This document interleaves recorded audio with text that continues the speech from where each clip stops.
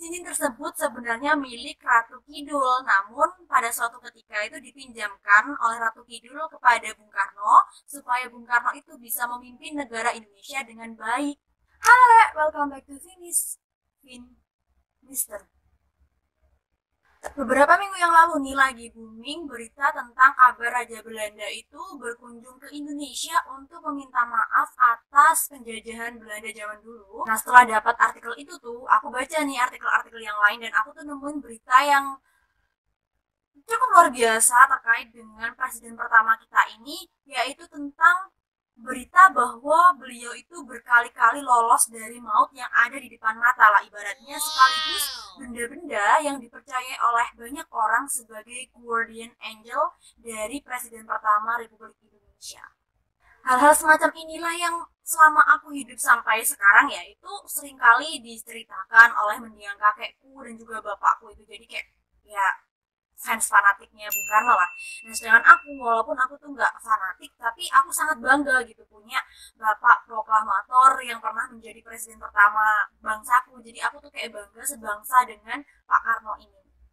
Nah, saat baca artikel-artikel itu tuh aku jadi kayak amazed gitu loh, kayak masa sih iya sih gitu loh. Makanya kayak aku tuh nggak mau amazed sendirian, sehingga aku pengen coba ceritain berbagai macam upaya pembunuhan terhadap Bung Karno, tapi Bung Karno itu berulang kali selamat dari maut, serta benda-benda yang dipercayai sebagai guardian angel sehingga Bung Karno itu bisa selamat gitu ke kalian dalam episode ini kali ini.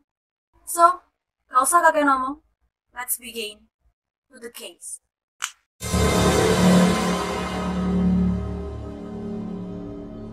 Upaya pembunuhan pertama dikenal sebagai pelemparan 5 granat Cikini. Ini terjadi pada tanggal 30 November 1957 di sebuah atau pelataran universitas ya. Namanya itu Sekolah Rakyat Perguruan Cikini.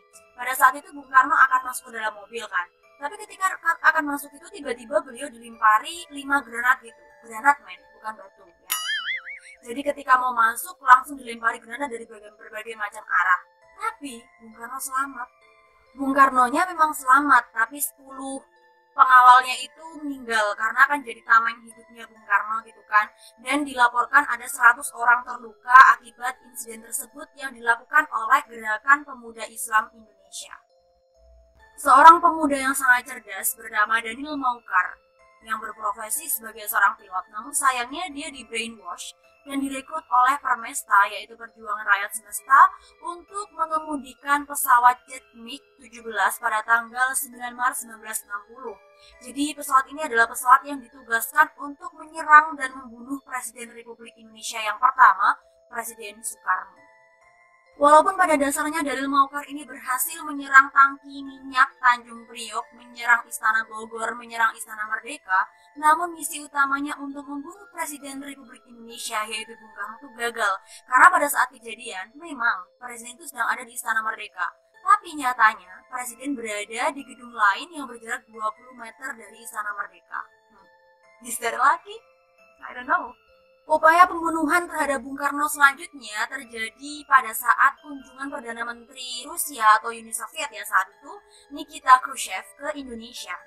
Saat itu, Presiden dan juga Perdana Menteri sedang dalam perjalanan ke Jawa Barat. Nah, di tengah-tengah perjalanan, tiba-tiba kelompok DITI itu kayak nyegat gitu kan di jembatan Raja Mandala, Cianjur. Namun, syukurnya ya, untungnya belum sampai insiden berdarah itu terjadi, pasukan Cakrabirawa itu datang dan mencegah tragedi berdarah gitu loh, sampai akhirnya ya Bung Karno selamat lagi. Selanjutnya saat ada di Makassar ketika Presiden Soekarno itu sedang dalam perjalanan menuju gedung olahraga Moto Angin, lagi-lagi nih ya mobilnya Presiden itu dilempar pakai granat, tapi meleset men. Jadi yang apa tujuannya itu kan mobilnya Bung Karno kan meleset ke mobil lain, gagal lagi. Selamat lagi Presiden kita. Pelaku dari pelemparan granat ini bernama Markus Latu Perisa dan Ida Bagus Suryatenaya yang pada akhirnya mereka berdua divonis hukuman mati. Sekarang nih tahun 1960-an, tadi kan di Makassar, sekarang di Sulawesi saat akan melakukan kunjungan kerja, Bung Karno kembali terancam nyawanya. Jadi ketika beliau akan meninggalkan lapangan terbang Mandai, iring-iringan beliau itu tiba-tiba datang sebuah peluru mortir dari arah yang nggak tahu asalnya di mana, tapi nyatanya peluru itu meleset men. Jadi Bung Karno selamat lagi, iring-iringannya juga gak kenapa-kenapa.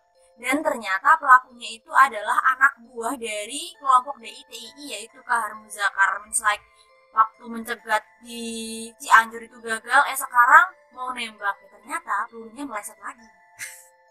Selanjutnya, pada bulan Desember 1964 dikenal sebagai peristiwa penyerangan granat Cimanggis. Lagi-lagi granat, aku pun nggak tahu orang zaman dulu tuh suka kali mereka lempar granatnya. Jadi saat itu ada rombongan kendaraan mobil presiden gitu kan, bersama iring-iringannya gitu di sekitar jalan tersebut. Lalu tiba-tiba ada seorang pria tidak dikenal itu melempar granat ke arah rombongan. Tapi nggak tahu itu karena dia itu salah pengukuran atau kayak manetnya, dia tuh belum pro deh kayaknya. Jadi granat itu memang dilempar tapi meleset lagi men, nggak kena mobilnya presiden dan rombongan. Jadi semuanya itu selamat, Bung Karno selamat lagi, dan granatnya tuh ya sia-sia, gagal lagi. Dan upaya pembunuhan terhadap Bung Karno yang ketujuh ini adalah yang menjadi save-nya aku, dikenal sebagai penembakan sholat Idul Adha, terjadi pada tanggal 14 Mei 1962. Pelaku penembakannya adalah Kiai Haji Muhammad Bahrun yang berniat untuk menembak mati Bung Karno saat Bung Karno itu berdiri di soft terdepan. Tapi saat itu tembakannya tuh meleset, bukannya kena Bung Karno, malah kena imamnya. Imamnya saat itu adalah Ketua DPR Kiai Haji Zainul Arifin.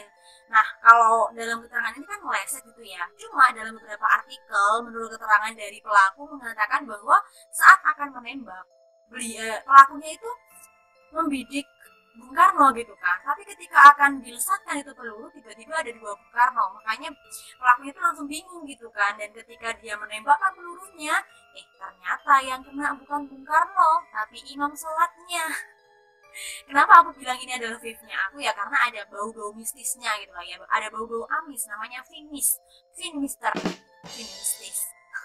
Tersangka pembunuhan pun yaitu Kiai Haji Bahrun tadi akhirnya dihukum mati. Namun sebelum eksekusinya itu Bung Karno nggak tega, sampai akhirnya beliau pun digerasi dan nggak jadi dihukum mati.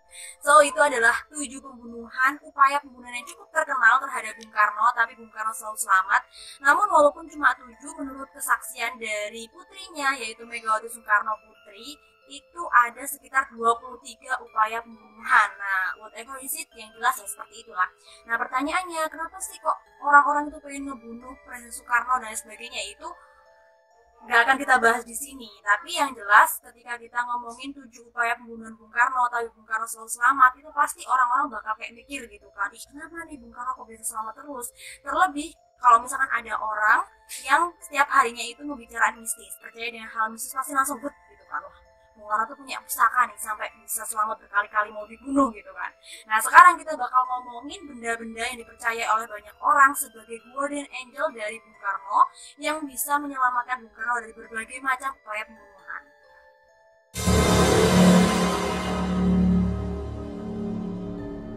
Peci hitam ini akan selalu ada ketika kita itu membicarakan sosok dari Bung Karno gitu kan. Karena emang peci hitam ini bukan sebagai simbol muslim lagi, karena Bung Karno yang pakai itu sampai sekarang peci hitam itu menjadi simbol laki-laki Indonesia, jadi bukan simbol muslim lagi nih ya. Karena kalau ngomongin simbol laki-laki Indonesia itu aku jadi ingat masa-masa saat kuliah dulu. Aku sama teman-temanku seringkali ngumpet-ngumpet ngintip ketika ada mau Jumatan gitu kan, ada rombongan mahasiswa gitu kan, mereka pakai sarung, mereka pakai peci, itu mereka itu jalan beriringan menuju.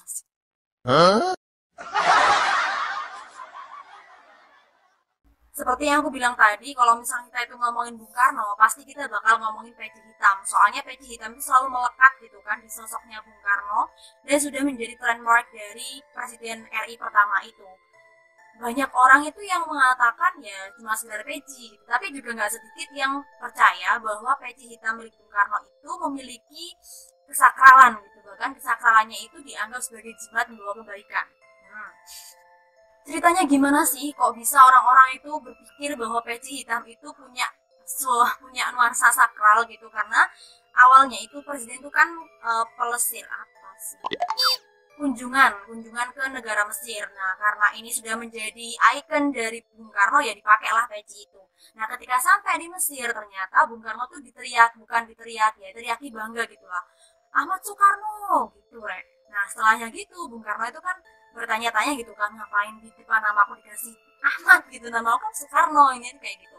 Nah saat pulang ke tanah air, beliau itu kayak minta pendapat dari beberapa ulama yang ada di Indonesia. Nah saat itu salah satu ulama yang memberikan pendapat adalah Mbah Wahab yang merupakan salah satu tua dari NU. Beliau mengatakan bahwa alasan orang Mesir meneriaki bangga Ahmad Soekarno itu karena pecinya Bung Karno membawa berkah. Nah sejak saat itulah peci hitamnya Bung Karno itu jadi buah bibir masyarakat. Namanya aja orang Indonesia kan ya, pasti masih kental betul sama namanya mistis. Akhirnya ketika Mbah Wahab bilang seperti itu, nggak sedikit orang yang mengatakan hal yang nggak sinkron gitu kan. Mbah Wahab kan hanya mengatakan peci itu membawa berkah, tapi orang-orang yang percaya mistis itu mengaitkan dengan hal-hal gaib kayak gitu. Benda ini bentuknya tuh sangat kecil, mirip buntut tawon. Dan konon katanya, lagi-lagi konon katanya ya kan, soalnya aku emang belum tahu bukti fisiknya, so I just want you all to know about that. Konon katanya, wesi kuning yang bentuknya sangat kecil ini selalu dibawa oleh Bung Karno dan diletakkan di balik bajunya beliau. Dan bukan main lagi, katanya kesaktian dari wesi kuning yang kecil itu dapat disamakan dengan aji lembu sekilan, sebuah benda pusaka yang dalam sejarah diceritakan pernah dimiliki oleh Adipati Penak Jinggo saat perang melawan Majapahit demi mengawini Ratu Majapahit Dewi Suhito. Katanya, siapapun empu yang memiliki wesi kuning ini, maka dia akan terhindar dari segala mara bahaya dan juga segala amarah dari musuhnya, baik itu dalam bentuk manusia ataupun dalam bentuk makhluk gaib. So, lolosnya Bung Karno dari 7 upaya pembunuhan itu digadang-gadang sebagai bukti nyata akan kesaktian wesi kuning yang dimiliki oleh Bung Karno, tapi tidak pernah ditunjukkan kepada publik. Selain peci hitam, kalau kita itu ngomongin sosoknya Bung Karno itu pasti kita akan berurusan dengan yang namanya tongkat komando. Nah biasanya nih kalau misalkan kita bicara tongkat komando itu yang punya kan Panglima TNI ya seharusnya. Tapi ini Bung Karno adalah satu-satunya Presiden Republik Indonesia yang pernah punya icon plan, yaitu tongkat komando. Seperti yang kita tahu, tongkat komando itu selalu dibawa oleh Bung Karno kemanapun dan kapanpun beliau pergi. Entah saat beliau itu lawatan ke negara lain, bertemu dengan pemimpin atau para jenderal, ataupun bahkan sedang pidato, tongkat komando itu akan selalu ada di cengkeraman Bung Karno. Dikisahkan, tongkat komando yang panjangnya sekitar 30 atau 40 cm itu dalamnya berisikan sebilah keris. Jadi, ya hanya sebilah keris di dalam tongkat komando itu. Aku pribadi juga nggak menemukan informasi mendetail tentang fungsi atau khasiat ya kita bilangnya, atau hal-hal gaib yang berkaitan dengan kerisnya yang ada di tongkat komando itu. Cuma kayu yang dipakai untuk membuat tongkat tersebut bukanlah kayu sembarangan. Kayu yang dipakai untuk membuat tongkat komando Bung Karno itu adalah kayu pucang kala yang hanya akan dapat ditemukan di Pegunungan Kala, Ponorogo, Utara Pacitan. Dan FYI, jenis kayu pucang kala ini memang sejak zaman dulu dipercaya sebagai kayu untuk ilmu-ilmu kanuragan. Dan hebatnya lagi nih katanya, kalau misalkan kayu itu diletakkan di air itu, maka akan muncul bayangan seperti ular yang sedang berenang. Lagi dan lagi, tongkat komando Bung Karno itu juga dikait-kaitkan dengan hal magis. Karena tongkat komando itulah, Bung Karno yang memang pada dasarnya udah berbakat untuk orasi, itu semakin jago membius jutaan rakyat Indonesia untuk mau berjuang dan mempertahankan kemerdekaannya sendiri. So sekarang gimana pendapatnya kalian? Apakah Bung Karno yang dikenal sebagai orator ulung itu memang sudah terlahir dengan bakat yang luar biasa, ataukah beliau bisa menjadi orator ulung karena terbantu dengan adanya tongkat komando bernuansa magis tersebut? Komen di bawah. Pusaka yang selanjutnya ini diperoleh Bung Karno ketika beliau menjalani pengasingan paksa oleh Belanda di Ende, Flores. Selama pengasingan di Flores tersebut, Bung Karno seringkali menghabiskan waktunya di Kawah Tiwi Atapulo dan Tiwu Nua Muri Kufai. Tongkat yang seringkali dipakai oleh Bung Karno untuk jalan-jalan di Ende itu diketahui bentuknya kepalanya itu, jadi kayak ada tongkat, terus kepalanya itu ada pahatan bentuk monyet. Bila bertemu dengan penjajah Belanda, maka Bung Karno itu akan langsung mengarahkan bagian kepala yang bentuknya monyet itu kepada para company. Nah, konon katanya tongkat inilah, bentuk monyet inilah yang bisa meluluhkan kerasnya hati para company Belanda. Segimana pendapat kalian? Komen di bawah. Seperti peci dan juga tongkat komando, cincin ini juga selalu menyertai penampilan dari Bung Karno. Cuma bedanya cincin ini kan bentuknya ada di jari gitu kan, dan dia itu bentuknya kayak batu aki, cuma punya permata warnanya merah delima yang merahnya itu selalu mancar gitu loh, makanya kayak selalu menarik perhatian banyak orang. Kalau kita membicarakan cincin merah delima, pasti akan selalu teringat tentang kisah yang pernah dialami oleh tentara Jepang, di mana saat itu mereka mengaku sudah membunuh Bung Karno, mereka menembak mati, terus mereka menguburkan di perkebunan karet. Nah, mereka kan pasti bangga gitu kan, udah ngebunuh Bung Karno. Tapi seminggu kemudian ternyata tiba-tiba mereka dapat kabar bahwa Bung Karno itu sedang ada di Uni Soviet untuk mengikuti pertemuan antar pemimpin negara. Shock mereka. Jadi Bung Karno gak mati. Kasian juga aku sama tentara Jepang ini. Kejadian ini dikait-kaitkan oleh masyarakat ya, lagi-lagi sebagai hal magis yang dimiliki oleh Bung Karno. Jadi kayak Bung Karno tuh kebal terhadap peluru karena beliau mengenakan cincin merah delima tersebut. Nah, kabarnya karena cincin merah delima ini sangat berharga, maka bersama peci hitam, kemudian tongkat komando, cincin merah delima itu hanya disimpan di kediaman beliau gitu kan. Cuma pada tahun 1963, secara misterius cincin merah delima itu hilang. Konon katanya, lagi-lagi konon katanya, ya aku minta maaf banget kan, karena aku juga nggak tahu ini asli apa enggak. Cuma aku menyampaikan ini karena pengen kalian tuh tahu aja gitu kan, nambah informasi lah ya paling enggak. Nah lagi konon katanya itu, cincin tersebut sebenarnya milik Ratu Kidul, namun pada suatu ketika itu dipinjamkan oleh Ratu Kidul kepada Bung Karno, supaya Bung Karno itu bisa memimpin negara Indonesia dengan baik. Tapi saat cincin itu dibawa oleh Bung Karno, kenyataannya kerajaan gaib Laut Selatan digempur oleh musuh-musuh Ratu Kidul. Jadi digempur sana, gempur sini. Nggak stabil dong. Pada akhirnya Ratu Kidul itu pengen ngambil lagi tuh cincin merah delimanya dan hilanglah secara misterius tuh cincin merah delima. Kisah yang terkenal dari mulut ke mulut ini akhirnya itu diperkuat dengan adanya fakta bahwa setelah cincin merah delima itu hilang, nggak pernah dipakai lagi oleh Bung Karno, perlahan kekuasaan Bung Karno itu mulai rapuh gitu kan. Beliau mulai mudah diserang oleh lawan-lawan politiknya, diserang sana, diserang sini, ditekan oleh pihak luar negeri dan lain sebagainya, sampai akhirnya beliau pun lengser dan jatuh sakit kemudian meninggal dunia. Well, apapun itu, ya balik lagi, semua itu kan masih konon katanya gitu kan. Walaupun memang ada beberapa kejadian itu yang bisa dijadikan bukti kekuatan dari benda-benda yang pernah dimiliki oleh Bung Karno, namun sebagai empunya sendiri, sebagai pemilik, Bung Karno itu pernah menjelaskan bahwa benda-benda itu tidak lebih hanya sebatas benda, karena beliau itu pencinta seni gitu loh, makanya beliau mengkoleksi kayak tongkat, kemudian keris, peci, dan hal-hal yang berbau seni lah intinya. Itu penjelasan dari Bung Karno. Nah kalau kalian gimana mikirnya? Komen di bawah. Wes itu dulu rek dariku, semoga bermanfaat. Jangan lupa follow Instagram aku @vin.tiari, gampang banget. @vin.tiari, langsung follow. Boleh kritik, saran, dan request untuk Fimis episode selanjutnya di kolom komentar. Thank you for watching and see you in the next video dalam episode Fimis Fin Mystery. Bye. Dan bukan main lagi, katanya kesaktian dari Wesi. Pusaka yang selanjutnya ini diperoleh oleh lagi dan lagi tongkat komando Bung Karno ini pun dikait-kaitkan dengan